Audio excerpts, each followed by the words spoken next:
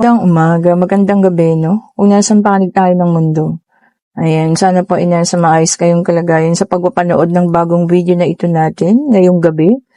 Ayan po, today is Wednesday, gabi na po. Ayan. Sana yung iba sa inyo nakauwi na, no? Galing sa trabaho. At yung iba naman nakakapagluto na, no? Nagpapahinga. O ayan. Kung ano man ang inyong ginagawa, sana yung magustuhan ninyo ang reading natin ngayong gabi na ito, ha? Sige, tignan pa natin. Kaninong reading itong makukuha natin ngayong gabi? Ayan.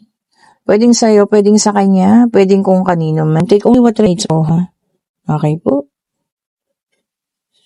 Uy, okay. Sige, tignan natin. Tahimik si Pupoy kasi katatapos lang kumain. Ganon din si Susoy. Si Saysay.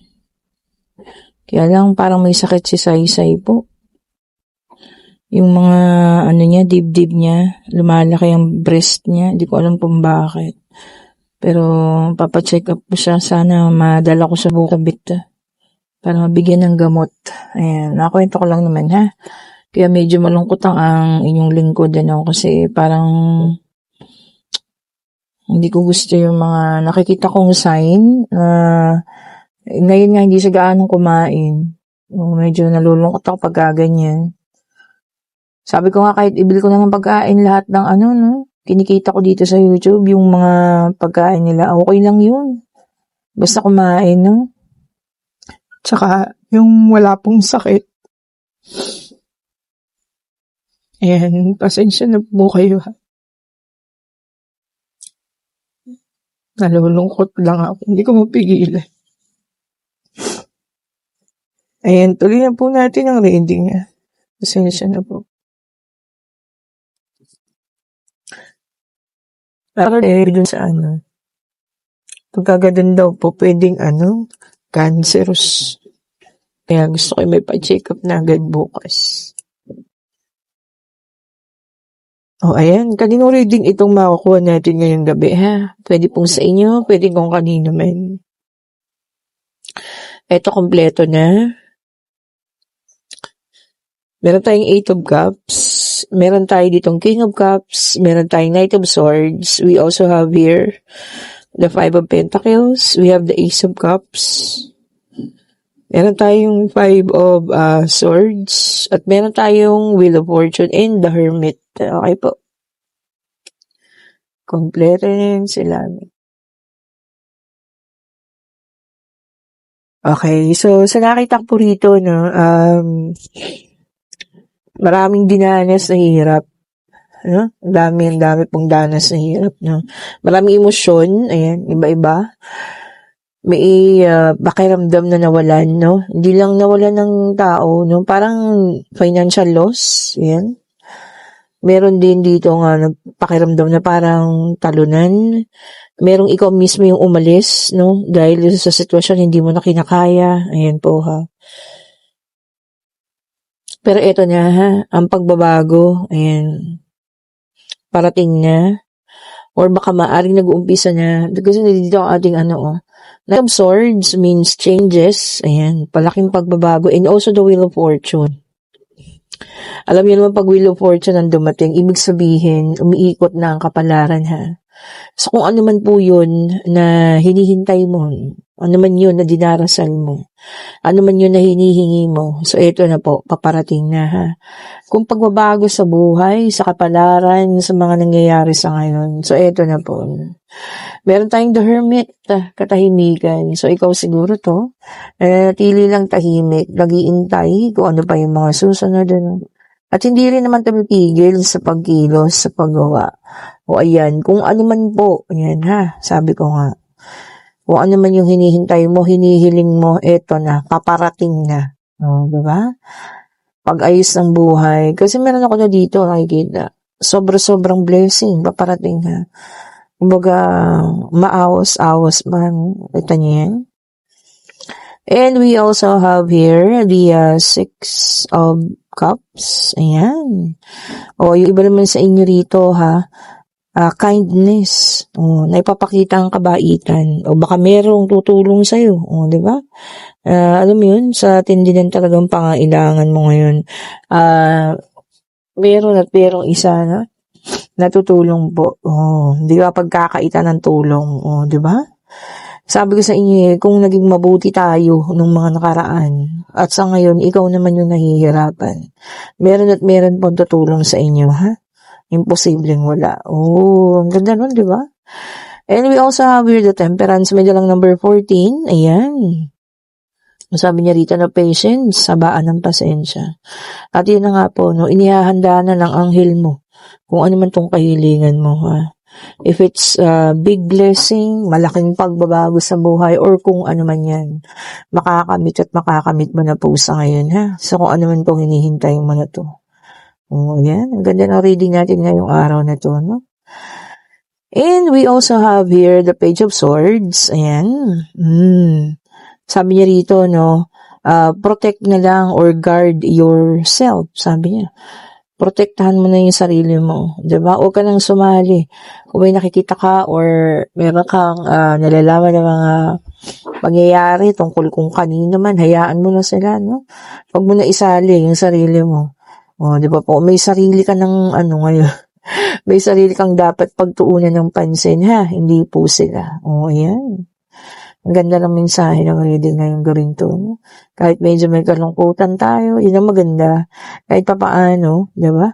Maganda yung mensahe. Ito na. Nakita mo naman to. Ang daming pinagnaanan, ano?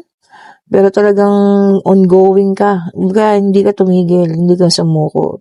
Nakakaramdam ng pagkapagod, nakakaramdam ng pagkatalo, pero hindi sumusuko. Tama po yun, ha? Sabi ko nga, habang buhay tayo may pag-asa, habang nandito tayo sa lupa, meron tayong tawag dito, dahilan para tayo mabuhay. Di ba po? Ako siguro, yung mga aso ko lang talaga, yun ang dahilan ko, naawa ako pagka ganito. And we have here the Queen of Swords. Ayan. Sabi niya rito, no, maraming pupuna, ganyan, ano. Marami rin magtataas ang kilay, lalo na pag nakita na nila yung pag-ayos ng buhay. Ano naman ngayon, di ba? Hindi naman nila buhay yan. Buhay mo yun, eh. Hindi naman kanila. Kung ano man yung problema ninyo sa kanya, di ba? Kanya naman buhay yan. Kung gusto niyang ayusin, di ba? Wala na kayong pakialam po doon, di ba? Meron lang talagang mga tao na, alam mo yun, ayaw ka makitang umangat, ayaw ka makitang umalsa, umayos man lang yung buhay mo, di ba? And we also have here the Fool. Ayan. Alam mo yun, inaayos mo lang yung buhay mo, meron at meron pa rin silang masasabi. Di ba? So sabi niya rito na freedom and also new beginning. Pag-alis, no, sa mga bagay na siguro yung mga hindi magaganda. At eto na talagang aayusin at magkakaroon ka na ng sarili mong freedom na talagang malaya ka na, no, sa lahat ng mga ganun. Yan po, maganda, ha. And meron tayong Three of Cups. Ayan. Sabi niya rito, no, magiging masaya ang mga panahong ito. Siyempre, kasi lahat ng hinihiling mo, kung ano man yung hiningi mo, no, ayan na, paparating na magiging mas masaya. At siguro dapat lang din natin siguro alagaan, kung ano man yung bagay na yan, na ibigay sa atin ng Panginoon, di ba? Kung ano man po yan, kailangan nating alagaan. Kasi, matagal mong hiningi yan, ngayong ibinigay na, di syempre alagaan natin, And meron tayong the Emperor, may dalang number 4. Ayan. Sabi niya rito na stable na. Stability is coming. Or mas magiging matatag. Stable na ang lahat-lahat. Siguro kung yun ang hiningi mo, no? Ang ganda. Stable na yung emosyon, stable sa financial. Kumbaga okay na, no? Wala nang problema. Kung ano pa man. Diba? Ayan. Eto pa. Tignan natin, ha?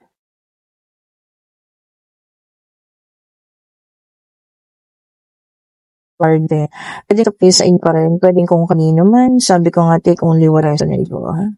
Ayun, tignan natin. Ayan ha, doon sa may mga inaantay, blessing man ito, kung ano man ang inyong kahilingan, ayan na po, paparating na. Ibibigay ng Panginoon, ibibigay sa inyo ng Divine Universe yan. Sabi ko naman sa inyo ang lahat po ay nasa tamang pagkakataon at nasa tamang panahon. Di ba? Ayan, ito tignan natin. And we also have here the Page of Swords, air sign, na naka-reverse, Gemini, Libra, and Aquarius. Ayan ha. Yung iba sa inyo daw, machi-chismis pa. Sana yung kagaya kagabi, no? Chismis na positibo, hindi yung negatibo. Pero alam mo naman, yung mga tao mas interesado doon sa mga diba? Hindi magagandang bagay. May mga taong ganun eh. Hayaan nyo na lang, pagdasal natin sila, no? And we also have here the 7 of Wands, a fire sign naman, Aries, Leo, and Sagittarius. Ayan. May competition daw. Baka meron taong nakikipagkompetensya sa'yo, ha? Nakikita yung pag-ayos at pag-ganda ng buhay mo. Ayan. Nakikipagkompetensya. Naku, hayaan nyo lang siya. Hindi nyo siya kailangan pansinin.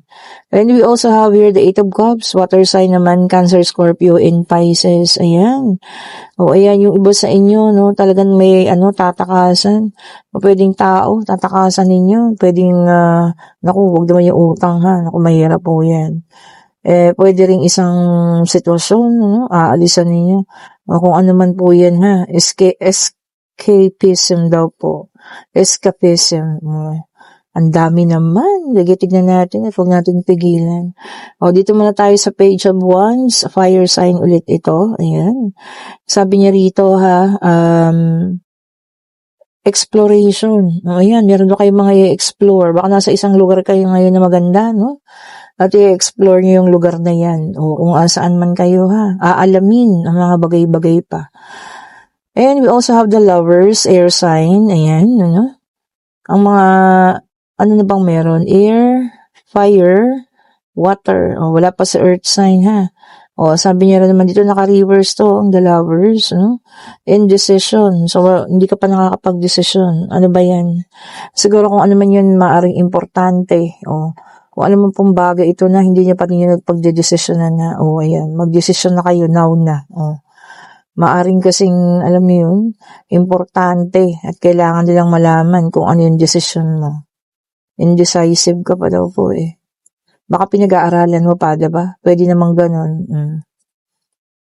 And we also have here the 10 of Cups in reverse, water sign. Ayan.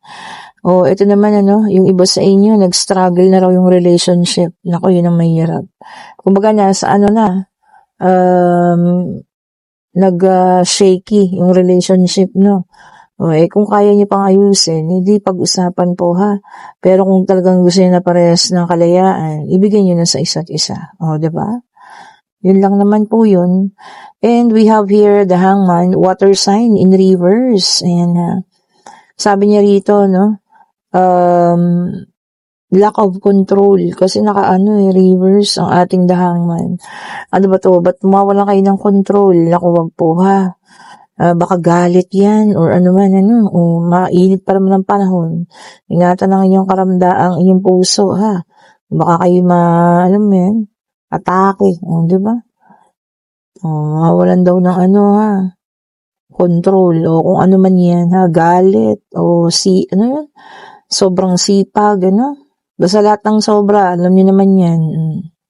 And then we have here the 4 of Wands, fire sign ulit ito, no?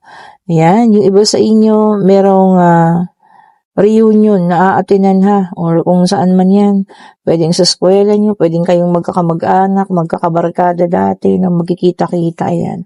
Magiging masaya, ayan po, ha? Magiging maayos daw po. Eto na, kung ano man ang inyong katanungan, kayo po yung magtanong. Pag-ibig pangyayari, financial, kung ano man ang gusto nyong malaman. Divine Universe, ibigay mo kasagutan, ha? Sa kanilang katanungan, isa lang po. Isa lang po. Isa lang po ang inyong ibigay. Ayun na. At ang sagot po ay maaari. And this is the 2 of Wands. Ayan, ha? Sabi niya rito, no? Ups and downs. Yan. Lahat tayo nakakaranas niyan, Up and the up. ups and downs sa buhay, no? Pag-angat at pagbaba, ayan. So, ganyan, sabi nila, habang nandun ka sa taas, matuto kang mag-ipon, matuto kang magsabi, para kung bumalik ka man sa baba, hindi na ganun kagaya na tayo. Diba? At maaari pong sagot, no? Ako naman ang tinanong ninyo, maaari ang sagot. And kung kayo yung nasa situational reading, na meron talaga kayong isang bagay na gustong-gusto, pinagdarasal, minimithi sa buhay, ayan na po, paparating na. Ha? So, kung ano man yan, magdasal palagi, ano, alam mo yun, huwag nating kakalimutan magpasalamat, lalo na kung blessing yan, ano, na inyo talagang hinihingi. Ayan. At kung nais niyo po ng ating private reading sa Friday, kayo po ay mag-chat na, may mga oras pa tayong bakante. Sa lahat po ng gustong umorder ng ating bracelet, ayan, malaking tulong po yan, ha, lalo na ngayon kung magkakaroon kami ng gamutan, ano, ng aking mga alaga, malaking tulong po ang inyong pagbili, ha. At yun po, dasal din, ano, hinihingi ko yung dasal ninyo, no, na sana maging maayos si Saysay. Yun lang po. Thank you so much po ulit for watching. Have a great evening po sa lahat. Stay safe po sa inyo, ha. Bye-bye po.